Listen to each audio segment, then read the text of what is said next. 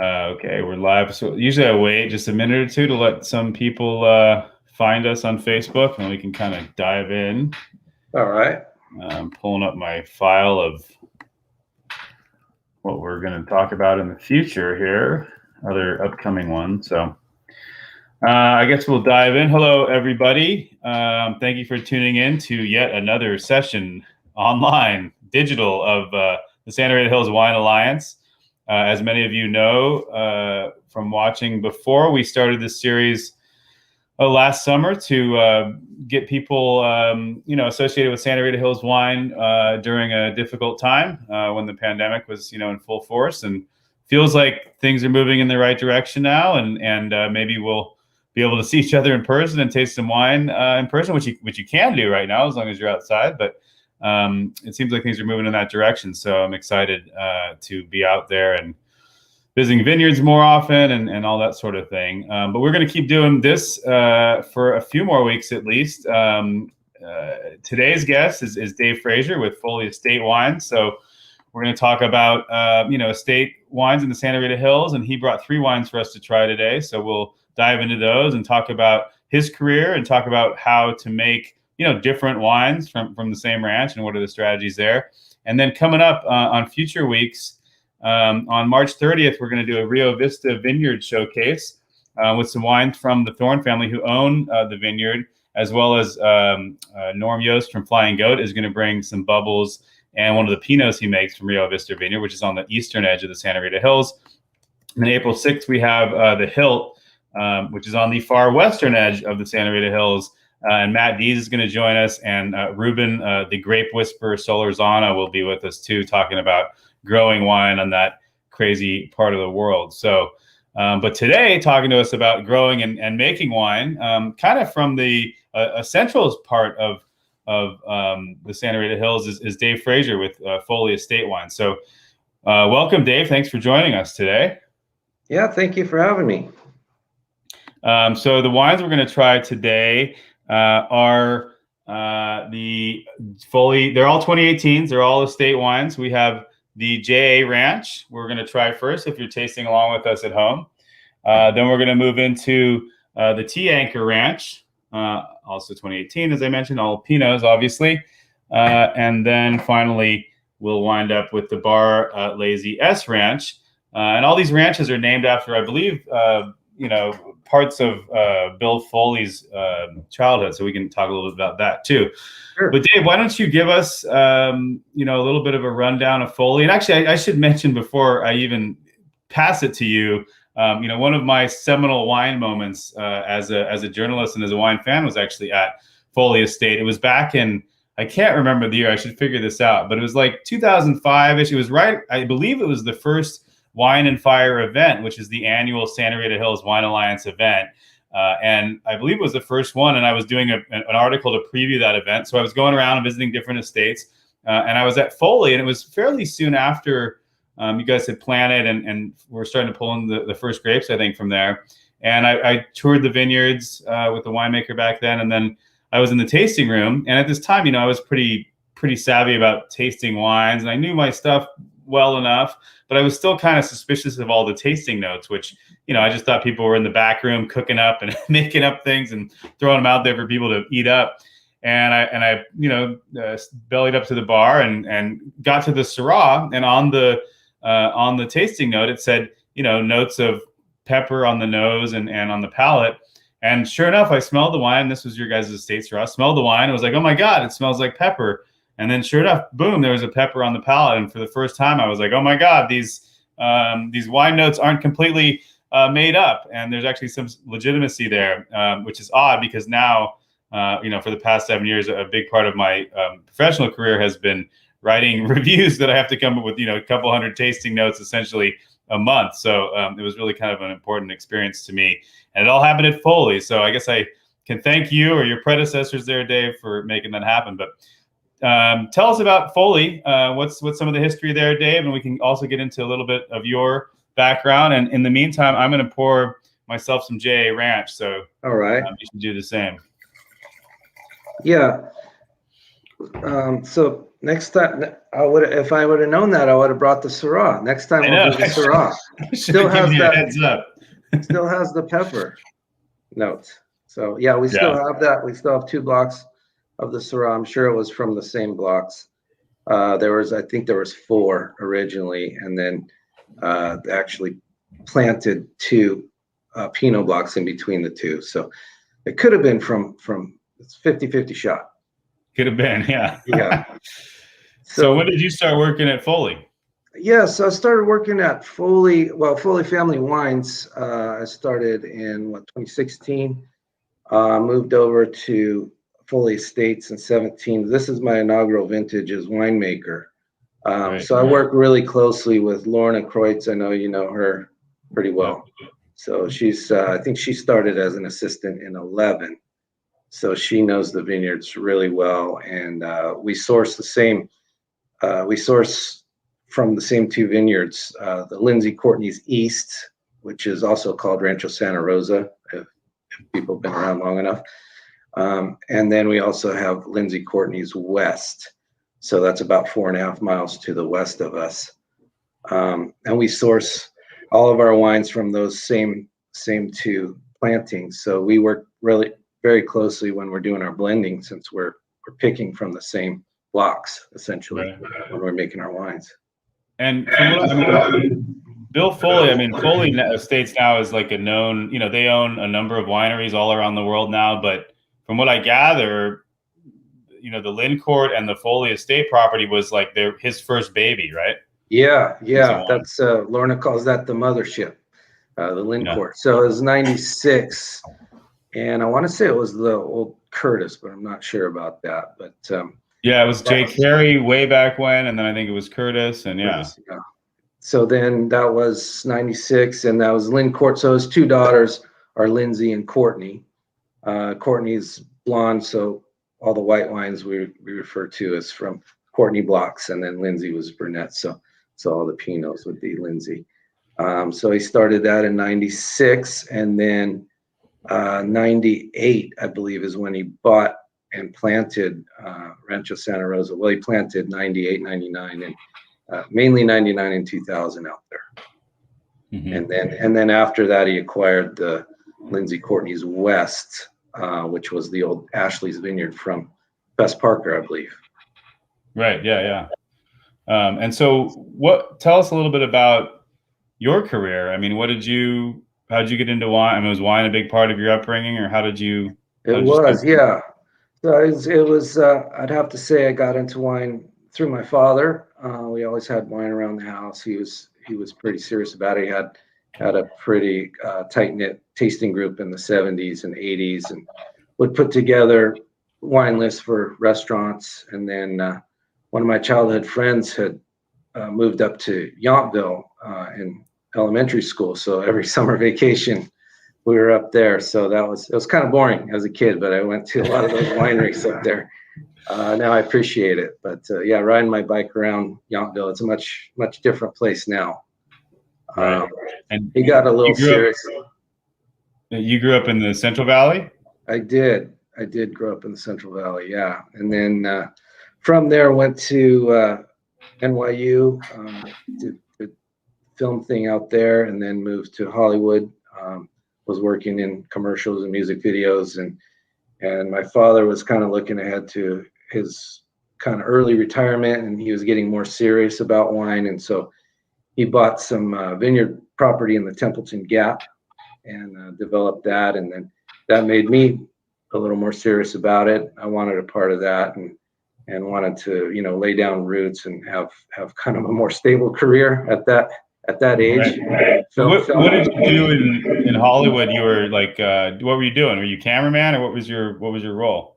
No, it was all production. So it was started out, the bottom rung, production assistant. You're a gopher, work your way up through production coordinator and then production manager. I did get to produce one small music video solo. But it was from if you know the punk band Suicidal Tendencies, it was one of his offshoots. It was like I think it was a bass player from them. But Cool. that was a lot of fun. But not the most long-term kind of career, unless you like strike it rich early on, basically. Yeah, it could have been a career, but it's a long haul. It's not always that stable, and it kind of cratered after I left. Actually, they started filming a lot of other places, but it was great working there. I met so many great people, and I was working for a production house that really had a lot of talent. I mean, people like David Fincher and Spike Jones, and people that now you know who they are, but back then they were music video directors. Michael Bay, he was doing milk commercials, and now he's big blockbusters. So it was fun. Shutting down blocks in LA to shoot films now. Oh yeah, I just heard it was Flavor Flav's birthday today, and I did some video with Puff Daddy, and Flavor Flav was in it. And that kind of reminded me of some crazy stories. So right. Yeah. So your dad, I always kind of chuckle internally when people opt for early retirement by buying a vineyard. Then you hear the stories that it's a hassle. But it sounds like your dad just stayed. He was smart. He just stayed with the vineyard operation and sold grapes. Yeah. Just stayed with the vineyards. Yeah, and he did even worse than that. He just bought land and developed it. So he got into it big time. Then he was selling to. I know he was selling to Seamus Hall at the end. So he was making contacts, but when he couldn't do everything for himself, it kind of lost the appeal. It was pretty small. It was less than 10 acres, so he could do a lot of it himself. But he had an injury, and then he couldn't really do it all himself, and he's kind of lost the appeal to him. So he slowed down. That attracted you to wine, basically. I mean, to pursuing it as a career. It did. I once he got serious about it, I thought, I could help him out, and I could get serious about it and spend more time with him. So I moved up to San Luis Obispo, started going to Cuesta and Cal Poly, and I would have been the first graduating class. They were still getting accredited for their wine and viticulture program there, and then Mr. Keith Patterson, I think, was pretty instrumental in putting that program together, and he was kind of my advisor, and I let him know that I had gotten into Davis. So he said, "Oh, you got into Davis? You should go there because they have their act together. We're still putting ours together." So he's pretty honest about it. And a couple of years at Cake Bread after that, which they had a small Pinot program. I think they were getting fruit out of Carneros at that time, but yeah, six little open tops with a little punch down device there, but that wasn't really their main focus. Right. And then did you wanted to come back to the Central Coast eventually? Is that how you came back down? Yeah, I was having a great time up there, learning a lot. I mean, that's really, they know what they're doing as far as operations and how to run a winery. And I mean, that was a great learning experience. Those guys were all pros. Everybody in the cellar knew what they were doing. So I'm very lucky to have landed that job. And then even more lucky, one of the cellar rats with me, I was cellar rat up there, and he had done a harvest in the Rhone. And I thought, I'm still young. I should do an overseas harvest. And there's a lot of Rhone over in my dad's area, so that's a double bonus. So I might as well go there. So he got me in contact with them. And I'm not the only one. I've heard there's a couple people I went to. Domaines Pierre Gaillard. He has 3 domains over there. And that's actually, so I went there to make Rhone, and then he had talked up going to the Hospice de Beaune afterwards, and he goes there every year, and talked it up so much that I went there, and that's when I did have an aha moment there. I went to the hospice and went to one of those shops. I think it was Marshall Vaughan, and you pay €30, and you get to taste some of the really good stuff and that they open, and it was a 72 Volnay, and I was like, this is what I should do when I get back. So I'm close enough to Pinot territory. So nice. Yeah.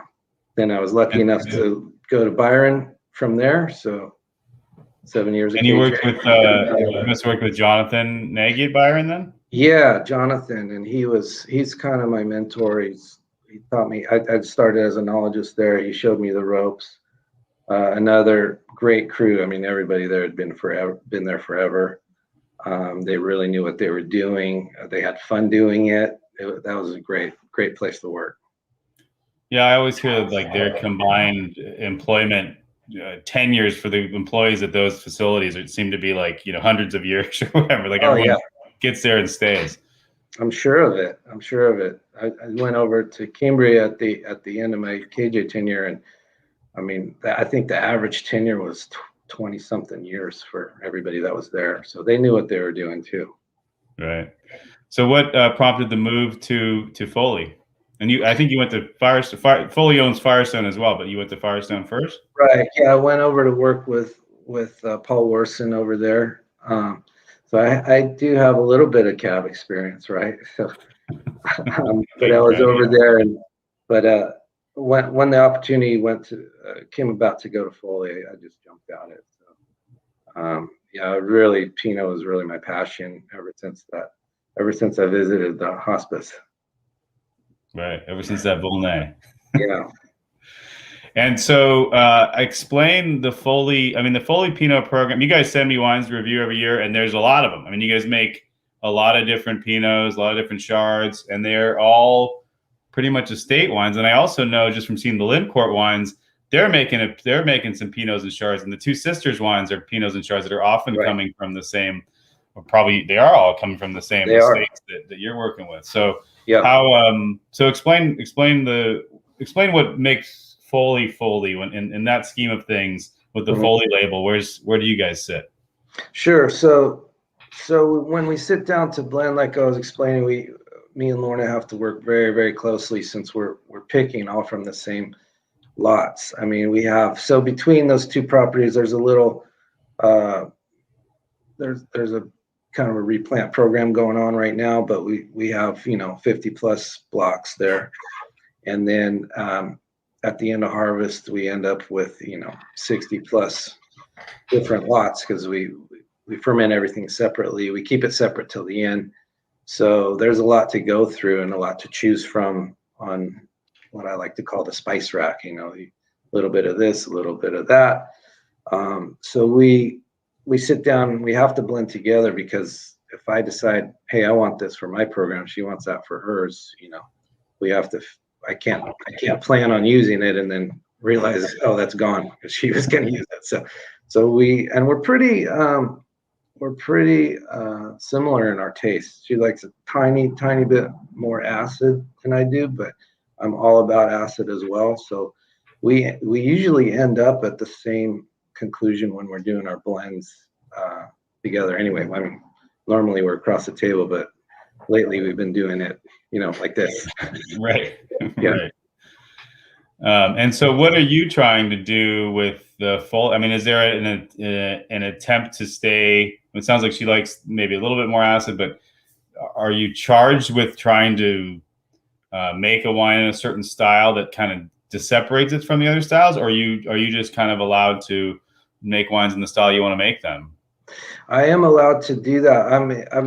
I'm really have enjoyed Foley wines for so long. What I try to do is be as consistent. I mean, I realize every year it's going to be different. Some years quite different, but I can keep that same style and that same approach.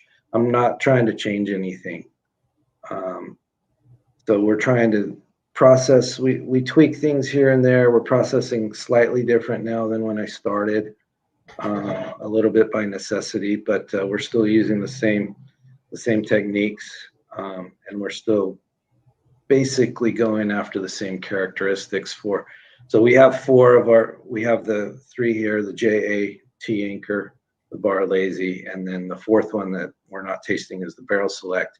And that one's a lot of oak, so it's a lot more winemaker driven than vineyard driven. I would say these are very vineyard driven.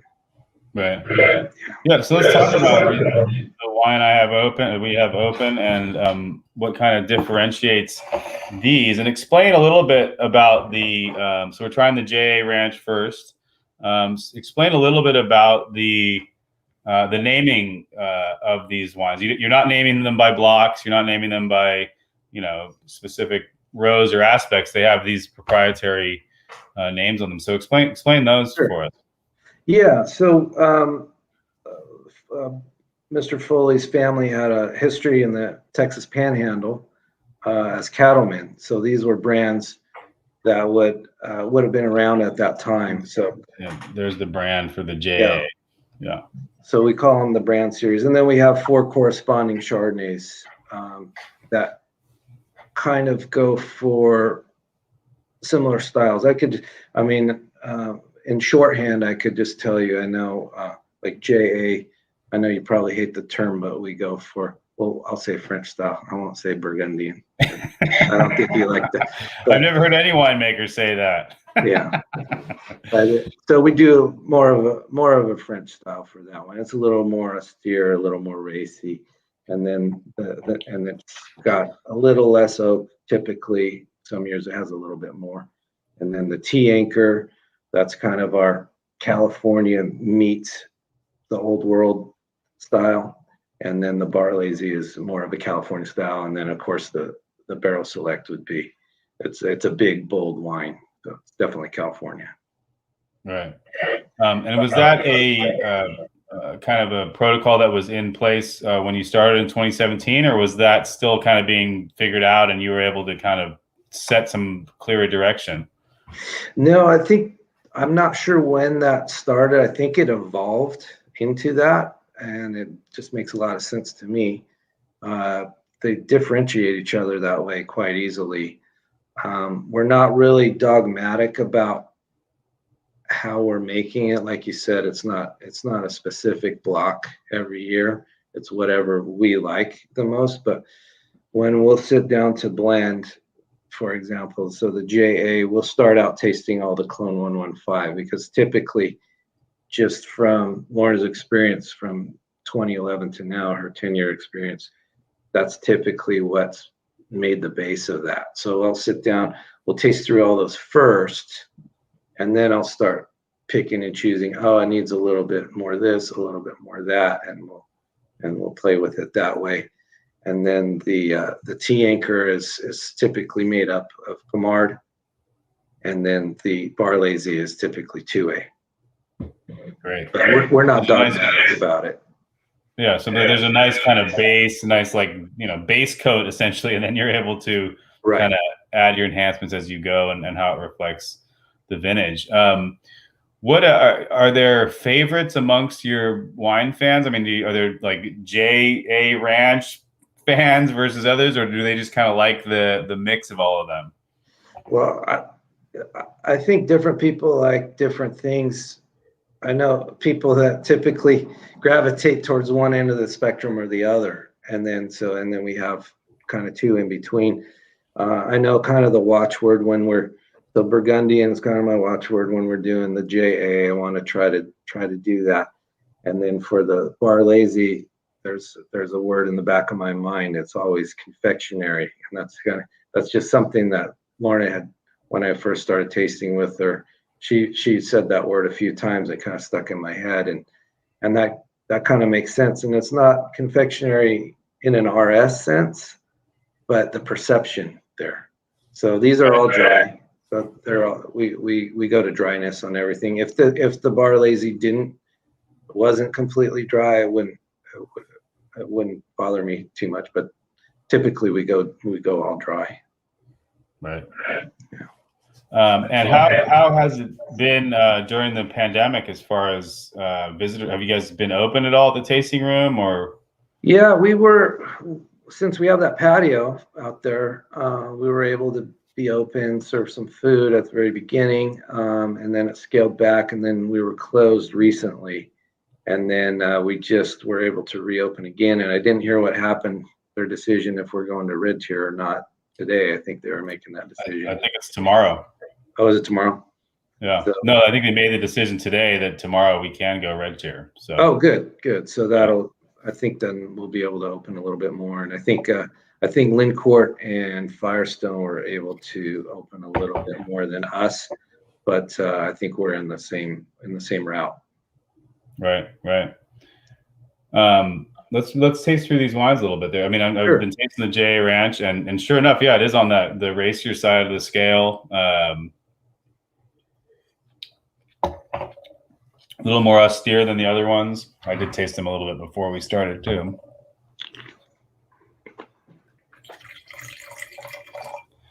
What have you found, from working with, sounds like you maybe work with some Carneros fruit, and then you had those Hospice de Beaune experiences. I mean, Right.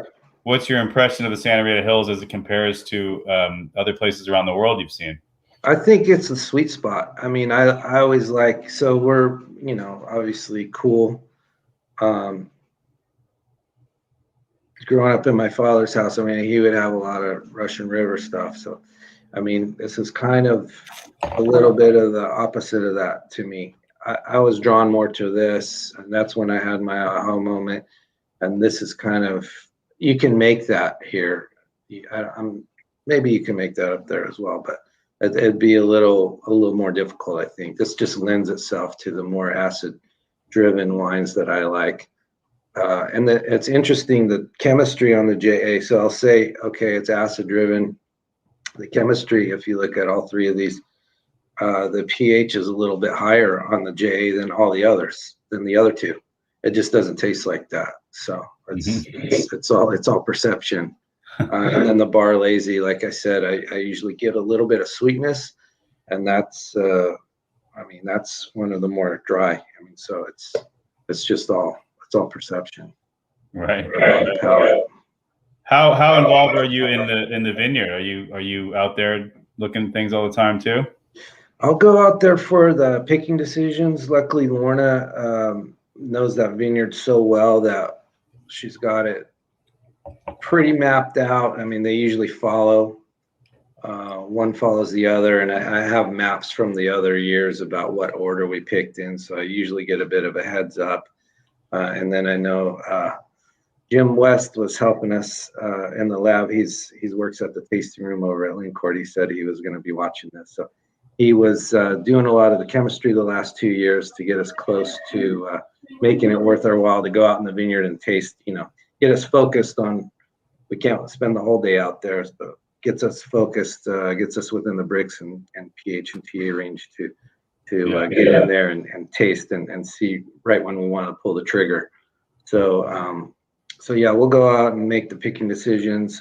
We just got breaking news. We got a new vineyard manager. I met him yesterday, Greg Gonzalez.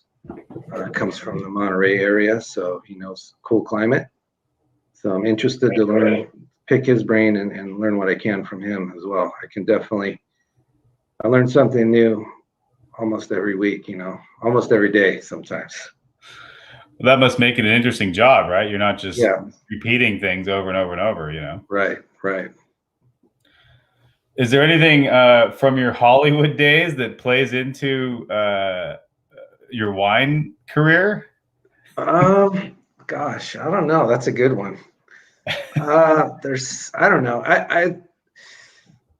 I tend to approach things in an artistic manner, so I think that's where it crosses over. Film was it's so artistic and it's scientific. It's a marriage of the two, and I feel like wine is kind of the same thing. There's a lot of science behind it, but ultimately it comes down to your artistic, your taste, and your stuff, what you want to do.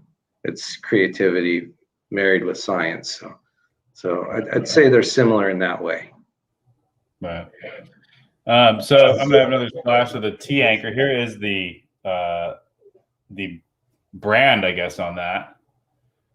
And you said this is kind of the California meets Old World style, basically. Right. So this is typically Pommard. It's been Pommard since I've been there, and Pommard really shines out there. I mean, that's one of my favorites.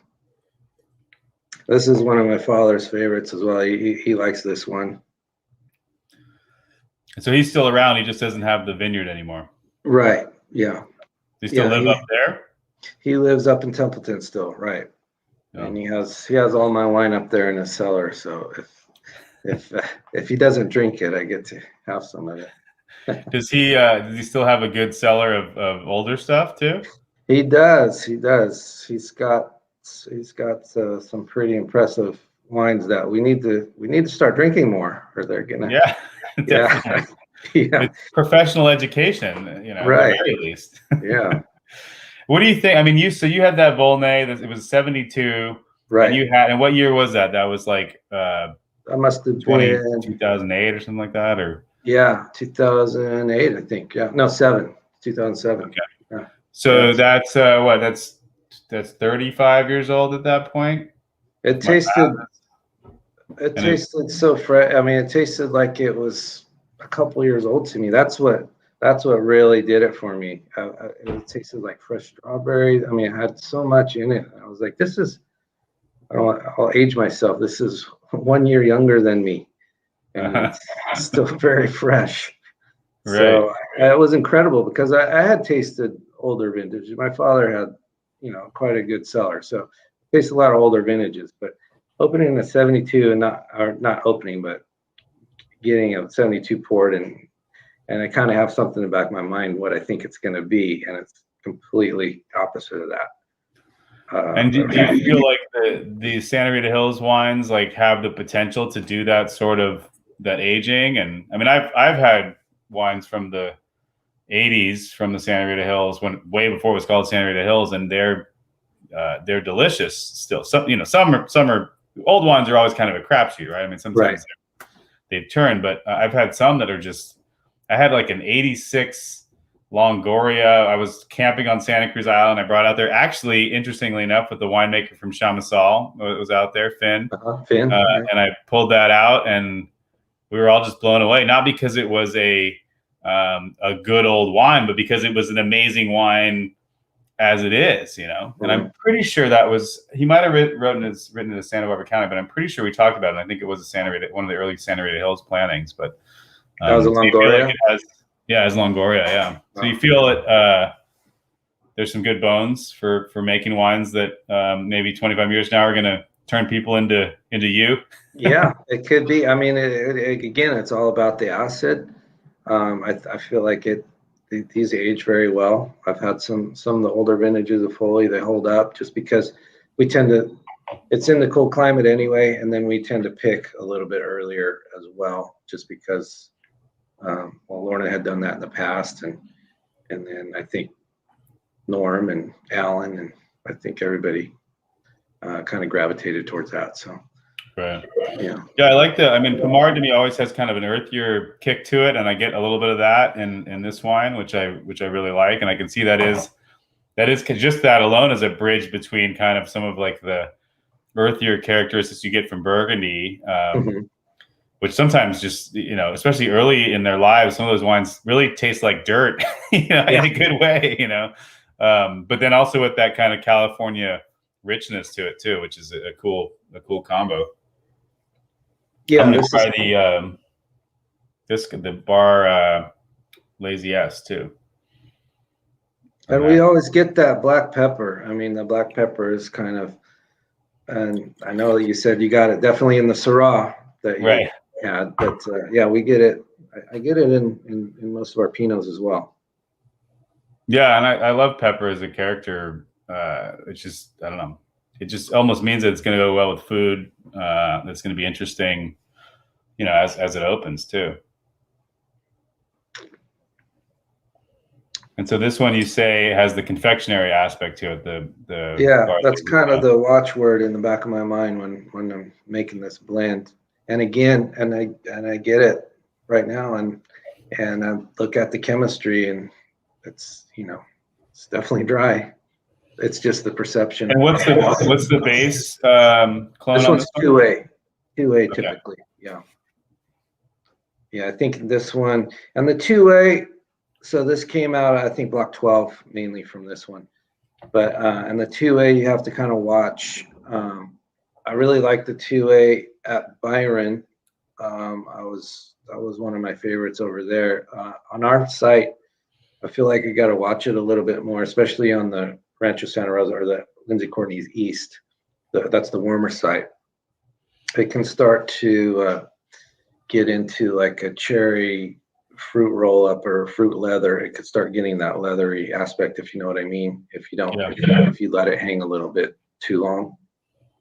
So what I like about it is I definitely get the confectionery thing on the nose. I mean, there's like a candied, in a good way, a candied cherry essentially, but it is bone dry on the palate, so you get that fruit character translates, but not in a sweet way. It's just in that ripe flavor way.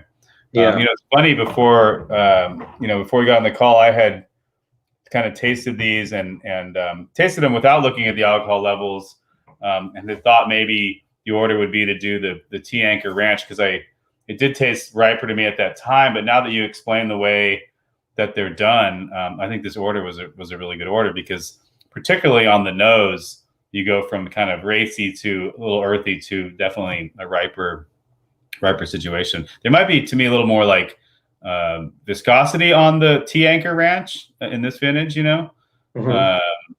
but there's certainly, I mean, by the nose, this is certainly the way to taste these. You're getting fruitier as you go to the Bar S. And then these are usually, they're not always, but they're usually scaling up in oak as well. Yeah.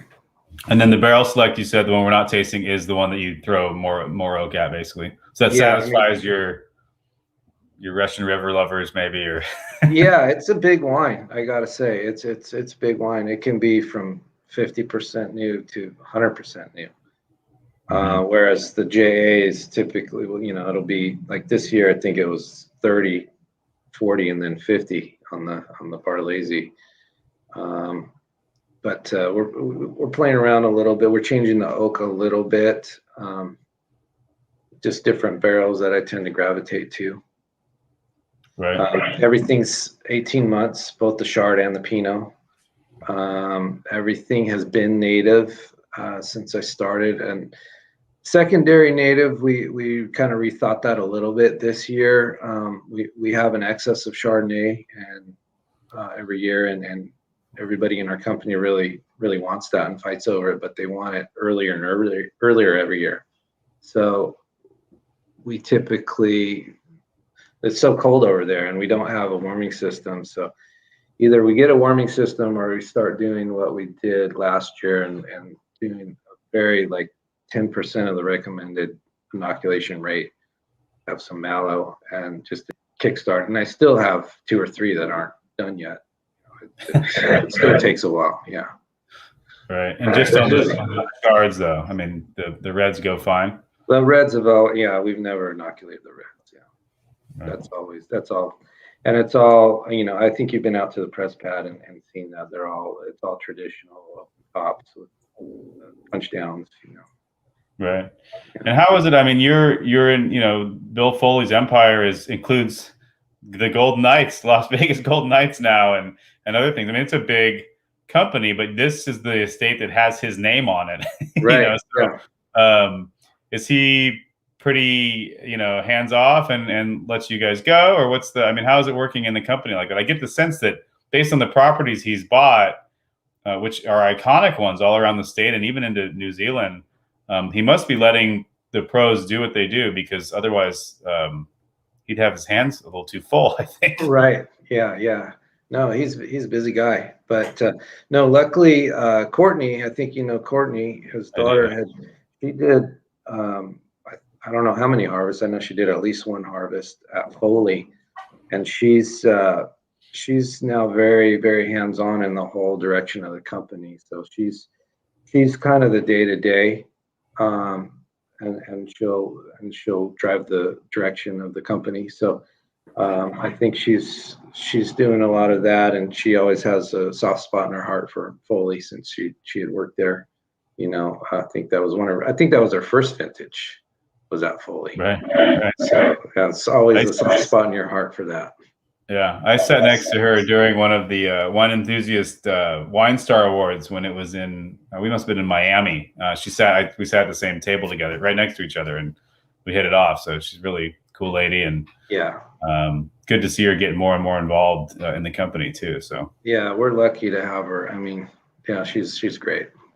yeah, cool, Dave. Well, we've covered your wines. We've covered the estate. Is there any other thing we haven't covered in your career or on the property that people should know about? You're still making the Syrah. You're making Chard. Is there anything else under Foley that that's being made, or is it Pinot Chard and a little bit of Syrah? Pinot Chard and Syrah for the Foley. The two vineyards. We also have, of course, for the Lincourt label, we'll have the Gruner.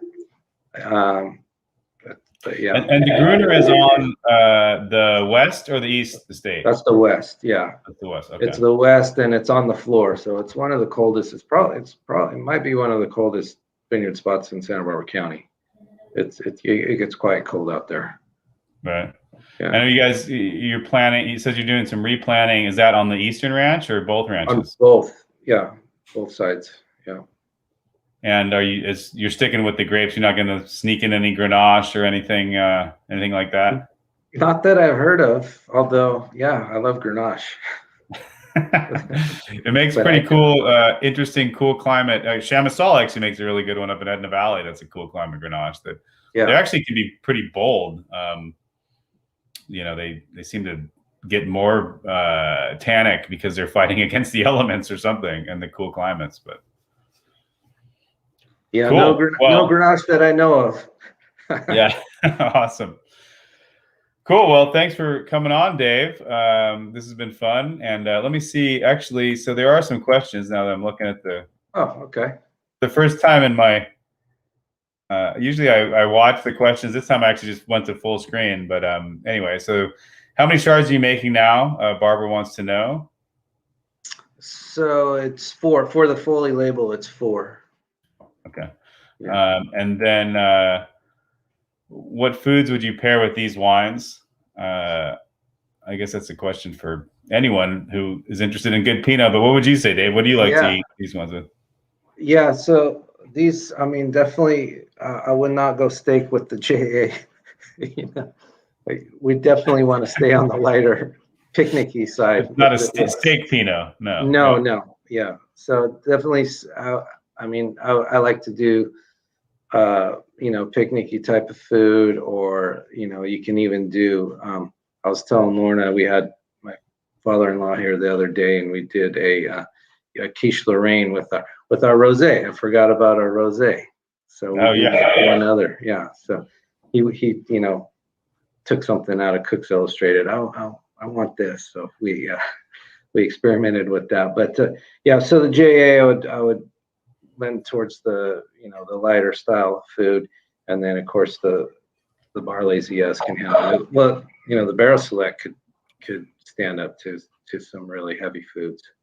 But salmon. I like salmon's really good for the tea anchor. I do a lot of that cedar plank salmon. That turns out really well. A little galette. I love pork with as well. Yeah, I had a bad experience last summer. I was trying to perfect this recipe, and it took 4 weeks. I was trying to do a stuffed pork loin on the grill, and brine, I dried them out. I ended up no brine, and it worked the best. So yeah. Sometimes the simple is what does it. Yeah. Cool. Well, I think we got all those questions. Cool. So just for those that are still watching, we do have a few more of these on the calendar. On March 30th, we have a Rio Vista Vineyard Showcase with the Thorne family, who's back to making wine again. I guess they made some for a while and stopped, and now they're back. So we're going to try some of their new wines.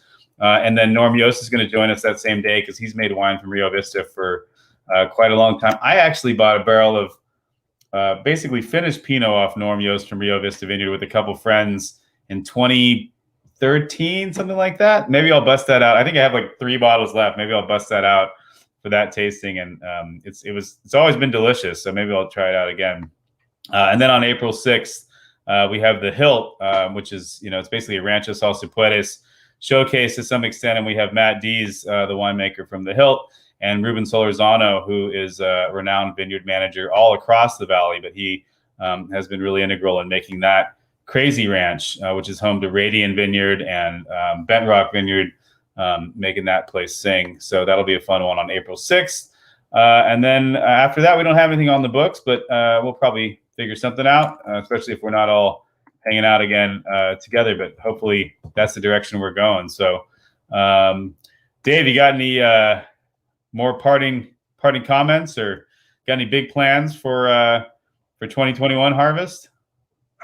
Just enjoying my recent inoculation and looking forward to seeing people face to face. So maybe you could stop by and we'll have some of that Syrah. Okay, great. I look forward to it, Dave. Yeah. All right. Thank you all for watching, and tune in a couple weeks, and we'll do it again. Take care. Thank you.